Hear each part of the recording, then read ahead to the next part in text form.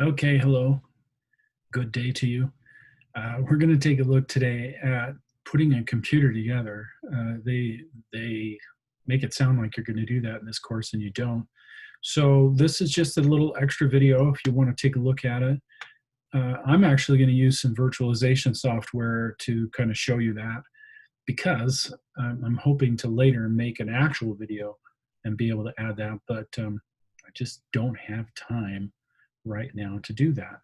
So we use a product called Test Out, and we use that in our networking course and the ethical hacker course coming out. We used to use it in A plus and 151, but I decided not to do that just because, well, it is expensive.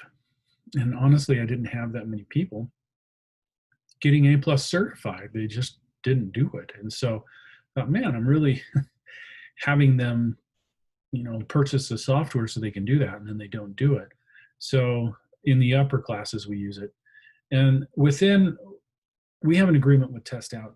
So just really quickly, you take one of these courses, you can access any of their testing information for someplace between $80 to $120 per, which is a fantastic. If you go out to Test Out right now and ask for some pricing, you're going to find out that it's kind of expensive.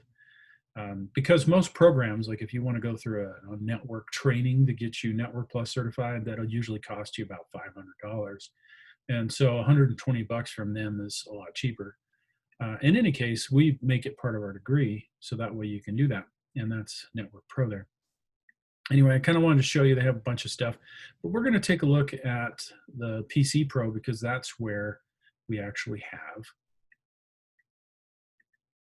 the virtualization for putting things together. In the video, I do some PC troubleshooting things. So down here in this Pro certification, capstone exercises, build a computer from scratch. I doubt I will do all of this because it will take quite a while, but this will also help me show you something that's visual to talk about really when you're putting a computer together, what does that mean? And really, it's easy. I deal with a lot of people. They'll come up to me and say, oh, I got this kid and he should take your class and he's my grandkid and he's so smart. He can put a computer together. Putting a computer together is not a difficult prospect. I could take any of you got like a 9-year-old kid, I can bring him in and say, do this, do this, do this. And after an hour, we'll have a computer built. There's really only certain parts to a computer. So again, we do this hands-on in 151. It's a big portion of the course. And the reason why is because there is this physical aspect to IT. And even if you were dealing with networking or security, there's a physical aspect. And so I want students to gain some knowledge and information of this is get my hands in there and do this. Because that honestly is the biggest problem that I have with students is that they'll often just not physically do the things correctly. Logically, they got it all worked out in their head, but physically, they don't. So in any case, let's take a look at what you do. What's going to end up happening in this is I'm going to go ahead and select a system case, and they're only giving me one system case that I can deal with. So I'm going to go ahead and drop that right here. And there's the case. In this virtual environment, they let me see the drive bays. This is just the drive bays. They let me see where the motherboard is, which in this instance, there's nothing there yet. And I can look at the back of the computer and you can see there's nothing in there in the front. So I'm really going to use this again to show you these are the components for putting a computer together. I started putting computers together a long time ago, and I think if I go a couple of years without putting one together, I just go and do it just cause. It's a weird thing. But normally when you're putting a computer together, you either start with the motherboard that you want, or the system board, or the logic board, there's a lot of terms for it, or the main board, or you start with the processor. Now, what I mean by starting with it means there's a thought process to what I'm doing here. And I tell students, I've only had one student ever take me up on it, but I tell them when we do this in 151, if you want to buy your own parts. I'll help you pick them out, and then you can come put your computer together in class. Only one person's ever done that, but um, when you look at it, like, I'm going to buy my own computer, I mean, put my own computer together, then you have to start with either the main board or the processor. And the reason why is because you're either looking for a central processing unit because of its capabilities and speeds, or you're looking at a main board or motherboard, same term, um, and what it has on it. Like, it's got USB 3.0, and it's got the latest SATA, and it's got an M2 slot, and it's got all these things that you can do with it. And so you get a certain board, and then you find a processor that fits it. Or you get a certain processor and you find a board that will take, because there's all this physicality that goes with it. All processors do not go into all boards. That's because we live in an environment where it's competition. So Intel competes against AMD, who competes against Intel. HP has got some new processors out that make both of those look silly. And then all the processors that are in your mobile stuff are way faster these days than what you could actually put in your desktop. They're just usually not as fast because you're putting it into a phone that's got to worry about battery power, and so it's trying to, make sure that you don't have a phone that dies in 30 minutes.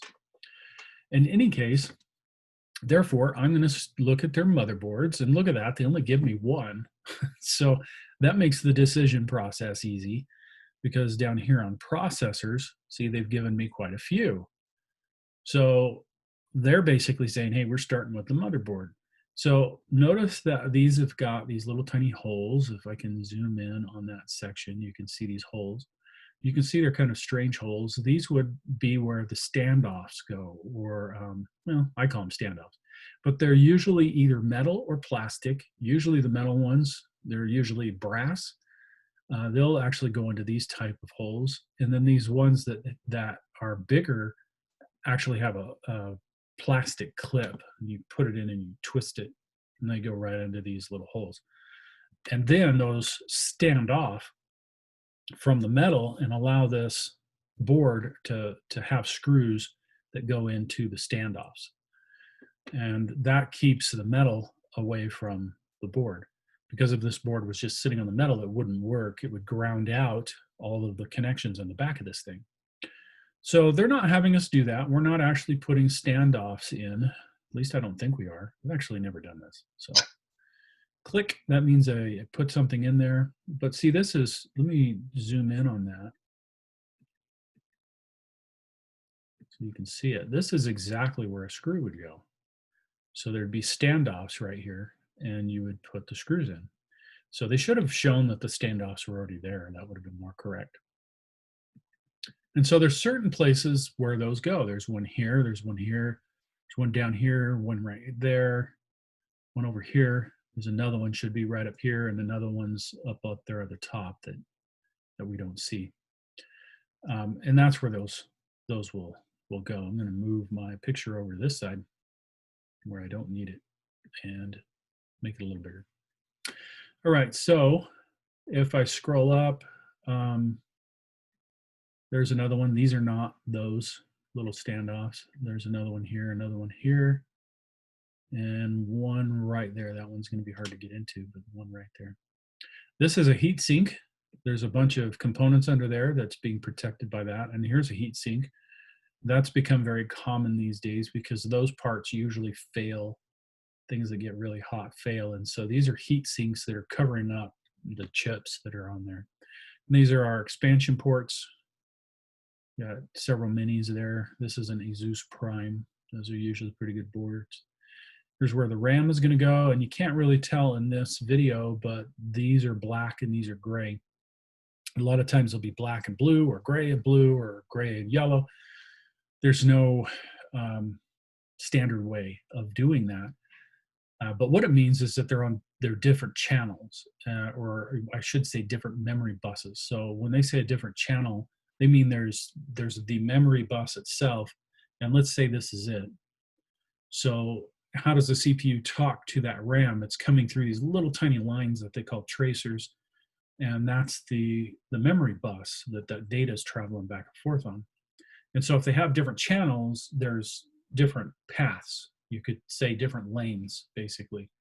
And say that you've got a 4-lane highway instead of just a 1-lane or a 2-lane highway. And so this part, you have to really look in the books to find out if, what to do with it, because it may mean that if we have two SIMs or two memory modules, we'll just say memory modules, then it may mean to put one here in a black and one here in a gray, or it may mean to put both of them in a gray or both of them in a black. And there's, again, no rule. So you look in the motherboard book. It's pretty small. It usually has about 10 pages, and it'll tell you, hey, if you want to use dual channel, then what you're going to do is put in one in the black and one in the gray, and then you're ready to go. Or it'll tell you use black and black. So these days it seems to be that they set it up with black and gray, or the alternated colors is what I mean. So black and blue and yellow, or whatever. Anyway, so there's our board. This is where the CPU is going. So if we zoom in on this, this is an Intel. There's only a few AMDs that use this. That's an LGA socket, which means that there's little tiny pins that your CPU is going to rest on sitting in here. And it's really nice because they don't have you do that on here, but underneath here, there's little notches. So you can't reverse the CPU. You can't get it in backwards. It'll only go in one way. You could force it, but you would either have to not see well or just not care. I don't know, because if you try to set it in wrong, it doesn't sit properly. The most delicate part when you're dealing with this kind of LGA socket is that if you're putting that CPU in on the board, if you drop it, it'll bend one of these pins, and then it's not going to work. So on the underside of the CPU, there's going to be all these little dots that these little pins line up with. Most of the AMDs, the pins are on the CPU, and there's holes that it sits into, which is, Intel kind of switched it, in my opinion, because lots of times you were storing CPUs and you'd have to have something to push the pins into to make sure they wouldn't bend, because it's it's a gold alloy, and they're very easy to bend. They're not showing you, but you would actually, these are the kinds of most of the systems we use are an LGA Intel socket. And so you would pull this right here, this little lever. There's a clip here, and you pull that out, and then this comes up.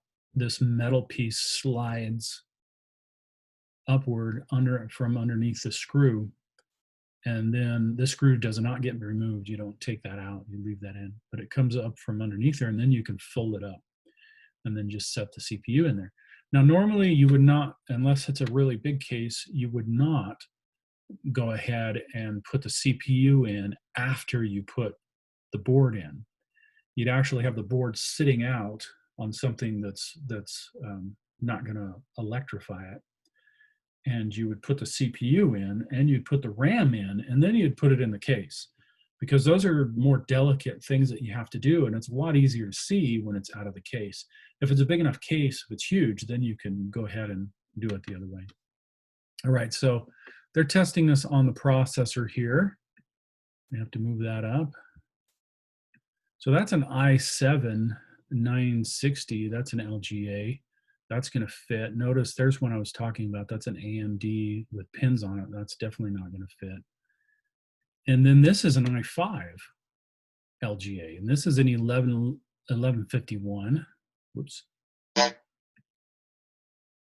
And this is a 1366. Now, I haven't read the instructions, but it probably says use the fastest processor. So I'm going to pick the i7. Oh, it does not. It doesn't like it. So that's the wrong one. That's my only other details. Now, if I'd read the book, right, which they have, if you look at the details on the board, then it tells you which processor you want.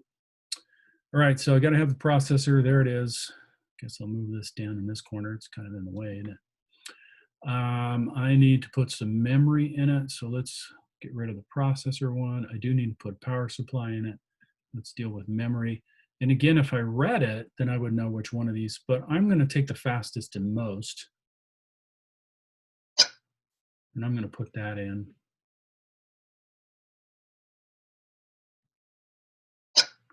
That gives me 16 gigs right there. Again, the instructions tell me if I should put 16 gigs in or whatever. So when we're dealing with these components now, let's pause.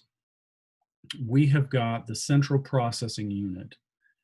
And the reason it is the CPU is because underneath these heat sinks are other processing units, except they're usually designed to do specific things. For instance, this one down here, it's so big, that's probably handling the memory,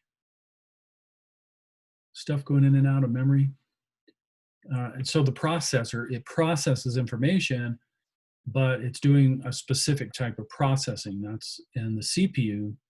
It's the central processing unit. It just handles everything else. And so that's why it's called the CPU, because it needs to be differentiated between all the other processors that are on the system. So you got the brain, that's what they often call that. Then you've got the temporary storage, where when you load Windows, it's taking it off of your storage and putting it into RAM. It's putting it into memory so that you can run things. When you double click Word, it's taking it off the storage and putting it into RAM or memory. And so that's really important. These days, 8 gigs is what I'd go for. Windows 10 itself takes almost 4. And so if you've got a 4 gig system, then it's probably slow, because when you start running out of RAM, it uses the hard disk, which I talked about in another video. So we got the CPU, we need that. We got the main board that connects everything, we need that. We got the RAM, it needs that. Then there's only one other thing, 2 other things that it absolutely has to have in order to start. And so, as you can probably guess, one of those is power. So the power, if I look at the back, so the power looks like it's on the bottom of this. Now you'll notice, see, I put the board in so you can see all the back ports now. So yeah, the power is down here in the bottom.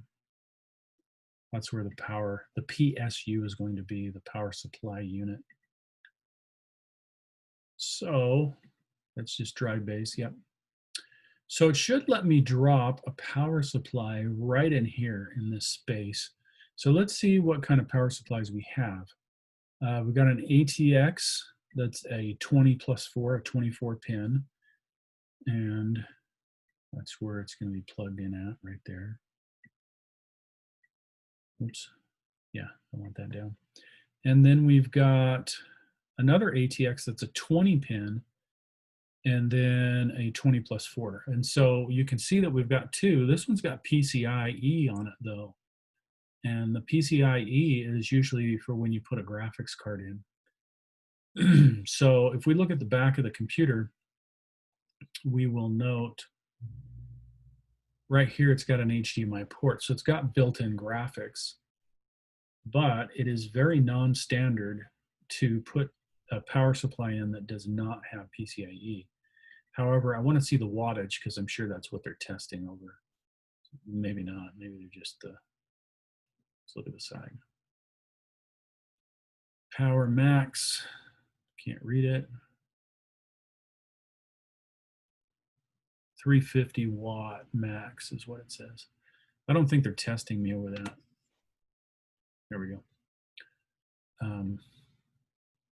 Note to self, right? Always read the instructions. Let's look in the details of this one. I bet you it's the same. Yeah, 350 max. So they're testing over the connections. I'm going to assume that they want that PCIe. And yeah, they didn't like it. So let's go to the back and then drop it in there. Oh, doesn't like that either.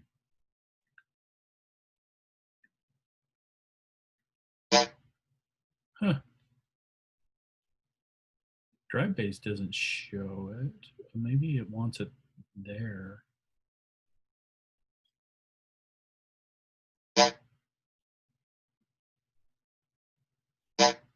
That's got to be the motherboard. Oh, there it is. Sorry, it's down there. Let's take this one out.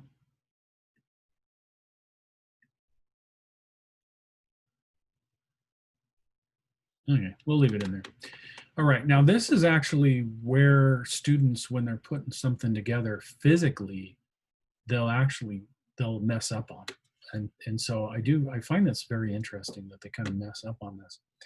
All right, I put the power supply in. Did I plug it in? I know you're thinking, what? You plug it in? Yeah, they'll forget to plug it in. They'll forget to attach the other portion so that it actually has power. So now the thing's got power. Now, no, it doesn't have any video, does it? Yeah. And so they're just using the built-in video. So that's why that one's the correct one. However, you would never do that. They're trying to get you on a technicality on that. Even if you weren't going to use a fancy video card in here, you'd still get a power supply with PCIe. It's very hard to find them without it these days. In any case, so you got power. All right, so I could power on the system at this point, but there's something very important that I haven't done yet that's actually part of the process for the CPU. And oftentimes you do this when you're getting ready, not only as a safety precaution, but just the fact that you've got the RAM in now, you put the power supply in now, you got your CPU in, and now you need to grab, it's probably under fans, yeah. There's something known as a heat sink, and that's a metal thing that usually you put a little goop on, or the processor itself or the heat sink itself will have some sticky tape stuff on it, and then you'll secure that to the board. And we put in an 1151, if I'm remembering correctly. And so with this, you have to punch those down, you have to push them down, and then you turn them, and that's secure. And one of the things I do with my students, because this is exactly what we use, we have 1151 sockets, is I'll come over and I'll grab that heat sink and just lift. And if it pops up, then I'm like, that's a problem. You need to make sure that that's not going to pop up. Because the heat sink itself, while it's touching the CPU, is really good. If you don't have this on at all and you try to power on the system, you may just fry the CPU. So your $400 CPU just goes and it's done. So you got to have this on, the heat sink on there. The fan you can not have plugged in, and I don't even think they're having me plug that. Oh yeah, they do. So that's unconnected.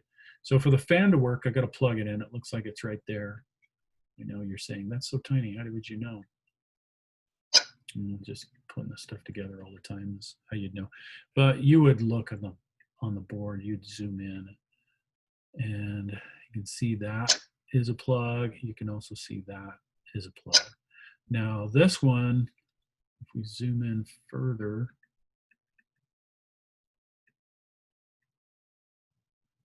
can't grab and pull across. That one says CHA fan 2. So that's a case fan, but it would work there. It would work fine. This one, I can't see because it's in the way. It's not moving it now. So, but you want to find the one that says CPU. And see, there's your extra. There's another port you got to plug in right there. I got to get the other. Yeah, see, so there's the CPU fan. This is where the CPU needs to be plugged in. So I'll see if I can select that and move it over to that. And all the fan ports are all the same. They're all the same kind of port. Grab this. Look at that. It won't let me move it now. Oh, there we go. There we go. So that's the CPU, even though they're all the same. This one will connect in through the BIOS and actually show you fan speed and things like that, according to voltage. So now I get the fan on. The thing will power that fan up because it's on the board. So there's the thought process. It's a very mechanical process that doesn't have to do with computers. It has to do with understanding flow of electricity and data. right? So if I look at the fact that I plugged in this power supply, that somehow I need to plug in something that's going to allow me to power the system, right? So that's this main plug here.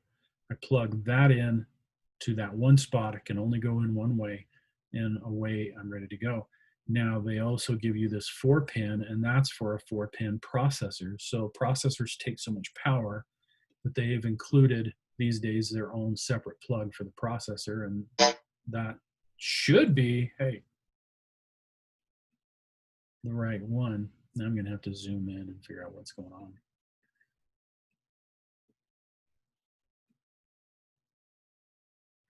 That's a 4-pin, and that is not a 4-pin slot. But it doesn't like me taking this out, so remember I didn't want this particular one, but it wouldn't let me it wouldn't let me take it out. Let's put it over there.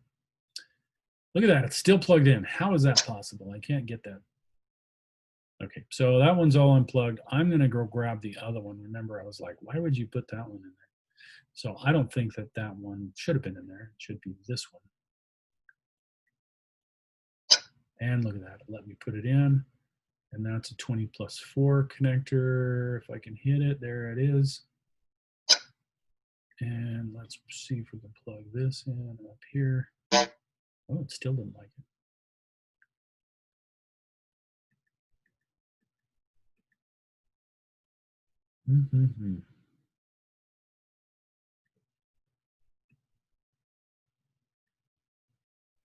I will be surprised if there's someplace else. There's no place else to plug that in. Well, it's not going to power up without that plugged in.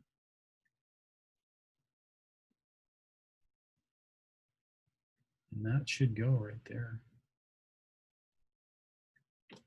But it didn't like it.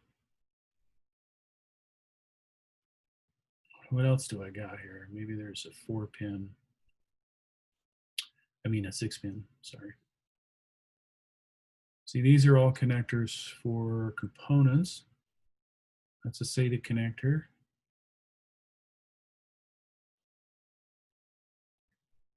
There's my 8-pin. That's the one I need, not my 4-pin. There, finally got the right one. Grabbing the wrong one on the list. That's the hard thing about doing this virtually. When it's physical, you can go, hey, look at that, right? Look at that. All right, so anyway, when we look at this, now I've got power to my CPU, got power to the fan, I've got power to the board, and I can now turn it on. And the system will power on. It's not going to boot, right? It won't boot to anything. And the reason why, well, I haven't put anything to boot to, right? There's no hard disks. And so you need a storage device. So you got the CPU, you got the main board, you've got the RAM, then you have the power, and then storage. Where do I put the storage, right? How do I boot off of something? And it's storage. Now, if it was me, I would definitely put in the solid state drive. And that's probably, I'm not sure where they want that. Probably right down there. Solid state drives are thinner and smaller, and so this is probably going to force me to put it someplace particular. I'm going to have to look at the drive base. All right, so in any case, you're going to dump one of these hard drives in here. Oh, there it is. It's on the top.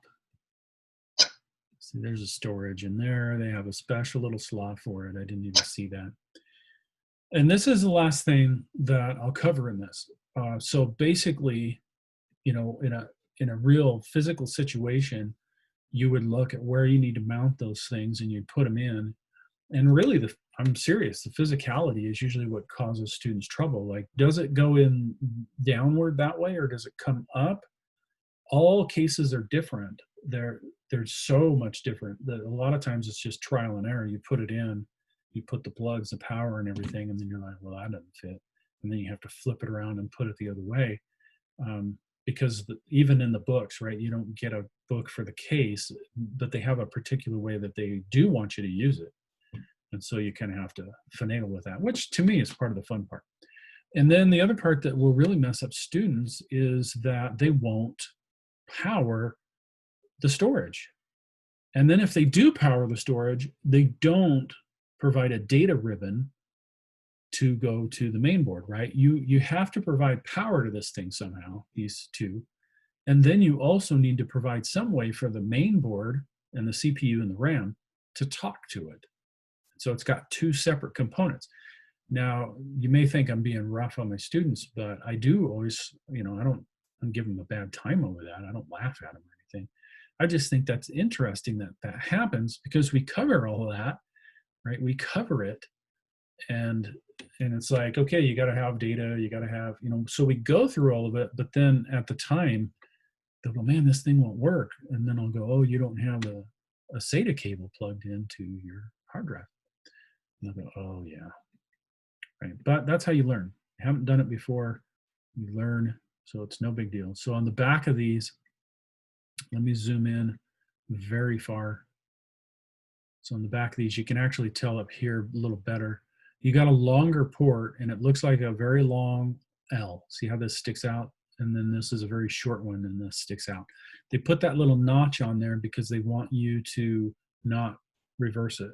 So you can't reverse it, again, unless you really force it. So the data cable, it's the one that is the tiny one. So it's the tiny L. And then the power is the longer one, and that's actually already there because that's down part of the power supply. So on this system, whoops, that's way too far. So in this system, I got to collect on the power supply. And now that I collect on it, I can now look at the unconnected connectors on here and see there's a SATA connector. And I can plug it in. Now on this particular cable, right, I have it plugged into the hard drive, but here's the unconnected portion. And it is kind of hard to do this in the virtual realm, but someplace on this board, usually down towards the bottom, is a bunch of connectors. And so let's find out where these SATA connectors are. Oh, there they are. See all these SATA connectors? And I always, I'm particular. I usually plug it in to SATA 1. Sometimes SATA 1 is SATA 0, because in computers, 0 is the first number. And so sometimes it'll be SATA 0, 1, 2, 3, 4, 5, 6, or 1, 2, 3, 4, 5. Or it'll be SATA 1, and then 2, 3. So I always find the lowest one, wherever that is. And then I plug that into the board. So now it has power and it has a way to talk to the board.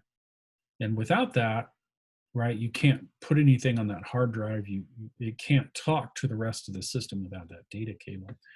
And those are really the main components of a system. And so I tell my students all the time, putting a computer together, once you've done it a couple of times, like twice, really, is not hard at all. There may be little particular things that don't work the way you thought it was going to, but for the most part, it's very easy because you got to have your main board. That's your first one. You got to have a CPU that goes in it, second one. Got to have RAM or memory. That's the third one. You got to have power. That's the fourth one. And then you have to have storage. That's the fifth one. Now, the last couple of things, input and output. So right now the computer would boot up. Would we know that it booted up correctly? No, because we haven't plugged in any output. We haven't plugged in video. And so sixth one would be, you got to have a video out. This one's built into the board, so all I got to do is plug in a monitor to it. And then the seventh one, now we can see what's coming up on the screen, but can we control what we see on the screen? No, because we don't have any input. And so that's when you plug in a mouse and you plug in a keyboard and you're ready to go. Those are the main components. And so it's not like an automobile where you have certain main components and all these tiny parts that make everything work. You have certain main components and no other parts that you deal with. You don't ever solder in this or fix that. We left that behind in the 80s. If the board stops working, you replace the board. You don't come in and solder the board to figure out where it went or what went wrong. So again, main board, CPU, memory or RAM, that's what we call that. Storage or hard disk space, that's what we call that. Power, got to have that. Then we have to have input and we have to have output. And once you put those components all together, it works. The only time it doesn't work is if you shocked it. And that's why you usually have a static wrist strap, which we use in class, or you make sure you don't do this kind of build on your shag carpet and you'll be okay. That's building a CPU. I wish I had somebody just videoing me building a CPU, but maybe for the next go around, I'll have that. So thanks for watching. We'll talk to you later. If you have any questions like, hey, I'm going to build a computer, I'm here. I can, prescribe CPUs or main boards. Main boards are the motherboard is usually where people are like, I don't know which one. Anyway, take care.